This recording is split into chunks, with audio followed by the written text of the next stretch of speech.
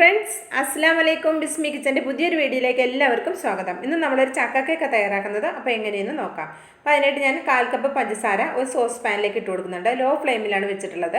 ഒന്ന് മെൽറ്റായി വരുന്ന സമയത്ത് നന്നായിട്ടൊന്ന് ഇളക്കി കൊടുക്കാം.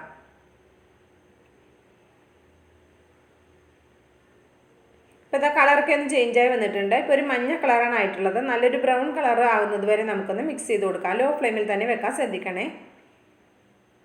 അപ്പോൾ അത് ബ്രൗൺ കളറായിട്ടുണ്ട്. നമുക്ക് ഫ്ലെയിം ഓഫാക്കി കൊടുക്കാം.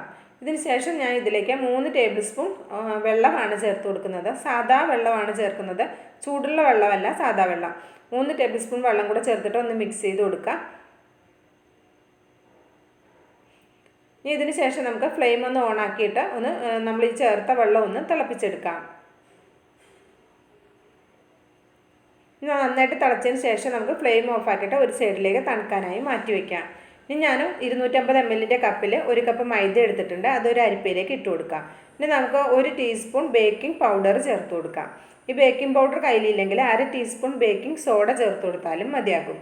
ബേക്കിംഗ് സോഡ എന്ന് പറയുന്നത് അവിടെ അപ്പസോഡ. ഇനി ഇതിലേക്ക് 1/4 ടീസ്പൂണിൽ ഒരല്പം കുറച്ചിട്ട് ബേക്കിംഗ് സോഡ കൂടി ചേർത്ത് കൊടുക്കാം.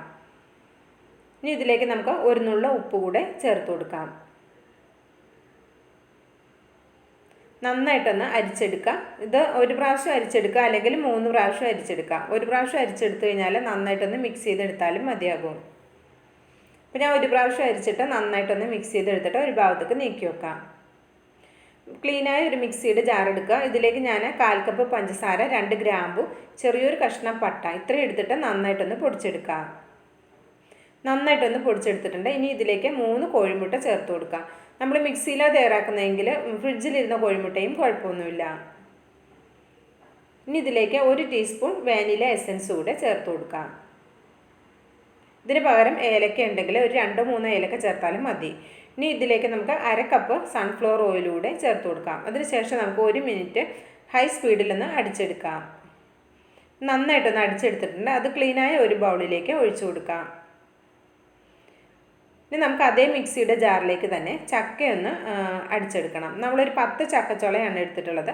അത് നമുക്ക് മിക്സിയുടെ ജാറിലേക്ക് തന്നെ ചേർത്ത് കൊടുക്കുക. നന്നായിട്ടൊന്ന് അടിച്ചെടുക്കാം. നന്നായിട്ട് ഞാനൊന്ന് അരച്ചെടുത്തിട്ടുണ്ട്. ഇത് അരയ്ക്കുന്ന സമയത്ത് ചെറിയ തരികളുണ്ടെങ്കിലും കുഴപ്പമൊന്നുമില്ല കേട്ടോ. ഇത് നമുക്ക് നമ്മൾ നേരത്തെ അടിച്ചു വെച്ചിട്ടുള്ള മുട്ടയുടെ മിക്സിലേക്ക് ചേർത്ത് കൊടുക്കാം.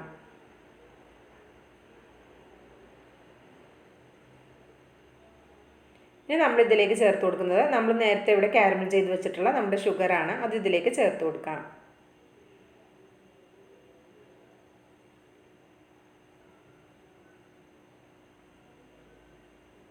ഞാൻ കുറച്ച് മധുരം കമ്മിയായിട്ടാണ് ചെയ്യുന്നത്. നിങ്ങൾക്ക് മധുരം കുറച്ച് കൂടുതൽ വേണമെങ്കിൽ 1/4 കപ്പ് പഞ്ചസാര പൊടിച്ചെടുത്തത് 1/2 കപ്പ് ആക്കിയാലും കുഴപ്പമൊന്നുമില്ല. നന്നായിട്ട് ഈ ചക്കയുടെ ഇതും നമ്മൾ കാരമൽ ചെയ്ത ഷുഗറും ഒക്കെ പാടെ ഈ മുട്ടയിൽ നന്നായിട്ടൊന്ന് മിക്സ് ചെയ്തെടുക്കാം. നന്നായി മിക്സ് ചെയ്തെടുത്തിട്ടുണ്ട്. ഇനി നമ്മുടെ ഡ്രൈ ഇൻഗ്രീഡിയൻസ് 3 പ്രാവശ്യമായിട്ട് ഇതിലേക്ക് ഇട്ടിട്ട് നന്നായിട്ടൊന്ന് ഫോൾഡ് ചെയ്തെടുക്കാം. ഒരുപാട് സ്പീഡിൽ അങ്ങോട്ടും ഇങ്ങോട്ടും ഇട്ട് കുത്തിയിളക്കാതെ പതുക്കെ പതുക്കെ ഒന്ന് ഫോൾഡ് ചെയ്തെടുത്താൽ മതിയാകും.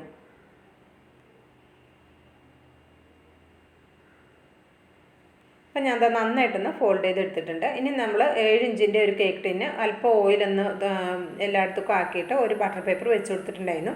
അതിലേക്കൊന്ന് ഒഴിച്ചിട്ട് നന്നായിട്ടൊന്ന് ടാപ്പ് ചെയ്ത് കൊടുക്കാം. കാര്യം നമ്മൾ മിക്സിയിൽ അടിച്ചതുകൊണ്ട് തന്നെ എയർ ബബിൾസ് കൂടുതലായിരിക്കും. ഇനി ഇതിൻ്റെ മുകളിലേക്ക് ഗാർണിഷിനായിട്ട് ഒരല്പം വെളുത്ത എള്ളാണ് ഞാൻ ചേർത്ത് കൊടുക്കുന്നത്. ഇതിന് പകരം ബദാമോ കാഷ്നട്ടോ പിസ്തയോ എന്തോ കയ്യിലുള്ളത് അത് നമുക്ക് വെച്ച് കൊടുക്കാം. നമ്മുടെ ഓവൻ സെറ്റപ്പ് ഇതാണ്. ഇതൊരു ഞാൻ 3 മിനിറ്റ് ഒരു മീഡിയം ഫ്ലെയിമിൽ ഫ്രീ ഹീറ്റ് ചെയ്തിട്ടുണ്ടായിരുന്നു. ഇതിൻ്റെ ഉള്ളിലേക്ക് നമ്മുടെ ബാറ്റർ ഇറക്കി വെച്ചിട്ട് അടച്ചു വയ്ക്കാം. ഞാനൊരു 30 മിനിറ്റാണ് ഇത് ബേക്ക് ചെയ്യാൻ എടുത്ത സമയം. അത്രയും മതിയാകും. ലോ ഫ്ലെയിമിൽ 30 മിനിറ്റ് വെച്ചപ്പോൾ തന്നെ എനിക്ക് കേക്ക് കറക്റ്റ് പാകമായി കിട്ടി. ഇപ്പോൾ 30 മിനിറ്റ് ആയിട്ടിട്ട് നമുക്കൊന്ന് തുറന്ന് നോക്കാം. നമ്മുടെ കേക്ക് അടിപൊളിയായി വന്നിട്ടുണ്ട്. മാഷാഅല്ലാ. നമുക്കിതൊന്ന് വെന്തോന്നൊന്ന് കുത്തി നോക്കാം. നമുക്കിതാ നന്നായിട്ട് വെന്ത് ക്ലീനായി കിട്ടിയിട്ടുണ്ട്. അപ്പോൾ ഇതാ ഇനി നമുക്ക് ഫ്ലെയിം ഓഫാക്കി ചൂടാറാൻ വേണ്ടി പുറത്തേക്ക് എടുത്ത് വെക്കാം. അപ്പോൾ ചൂട് ഒരുവിധം ആറി വന്നിട്ടുണ്ട്. ഇനി നമുക്കിത് പുറത്തേക്ക് എടുക്കാം. അതിൻ്റെ ബട്ടർ പേപ്പറൊക്കെ ഒന്ന് നീക്കം ചെയ്യാം. അപ്പോൾ നമ്മുടെ അടിപൊളി കേക്ക് ഇവിടെ റെഡി ആയിട്ടുണ്ട്. നല്ല അടിപൊളി മണമൊക്കെ വരുന്നുണ്ട് കേട്ടോ. പാത്രം തുറന്ന സമയത്ത് തന്നെ നല്ല അടിപൊളി മണമാണ് വന്നിട്ടുള്ളത്. നമുക്കിതൊന്ന് കട്ട് ചെയ്ത് നോക്കാം. അപ്പോൾ ഇഷ്ടമായിട്ടുണ്ടെങ്കിൽ ട്രൈ ചെയ്ത് നോക്കി അഭിപ്രായങ്ങൾ അറിയിക്കാൻ മറക്കരുത്. ലൈക്ക് ചെയ്യാനും ഷെയർ ചെയ്യാനും മറക്കരുത്. നമ്മൾ ബിസ്മി കിച്ചൻ എന്ന യൂട്യൂബ് ചാനൽ ഇതുവരെ സബ്സ്ക്രൈബ് ചെയ്തിട്ടില്ലെങ്കിൽ ഒന്ന് സബ്സ്ക്രൈബ് ചെയ്തുകൊണ്ടു. ഇൻഷാ അല്ലാഹ് അടുത്തൊരു വീഡിയോയുമായി വരുന്നത് വരെ എല്ലാവർക്കും നന്ദി, നമസ്കാരം.